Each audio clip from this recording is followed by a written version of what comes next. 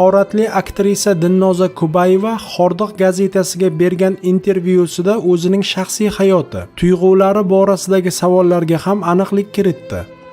Birinchi muhabbatingiz kim bo'lgan degan savolga aktrisa shunday javob qaytardi. Birinchi va haqiqiy muhabbatim ham rahmatli turmush o'rtog'im bo'lgan. Chunki nikoh muqaddas rishta. Alloh nikoh orqali juftlikni bir qilsa, bunda boshqacha hayot bo'ladi. Rahmatli turmush o'rtog'im juda ham xokisor, oddiy va samimiy inson edi. Ayol kishi uchun Allohdan keyingi aziz inson uning eri hisoblanadi. Shuning uchun jufti halolimni nihoyatda e'zozladim, qadriga yetdim. Turmushimiz davomida 2 yil hech qanaqa filmlarga qatnashmadim.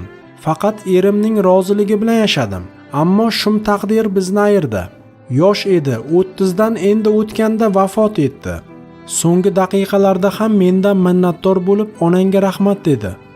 Bugun o'g'limning oldida yuzim yorug', vijdonim toza. Uning ko'ziga bemalol qaray olaman. Farzandimdan hech narsani berkitmayman va otasi haqida to'g'risini aytganman. Oila qurgan damlarimda juda sabrli bo'lgan ekanman. San'atni tashla deganlarida rad etmasdan san'atdan uzoqlashdim. Qo'limdan kelgani shu edi. O'limidan oldin shifoxonada yotgan paytida ham emizikli chaqalog'imni onamga tashlab kecha-yu kunduz yonida bo'ldim.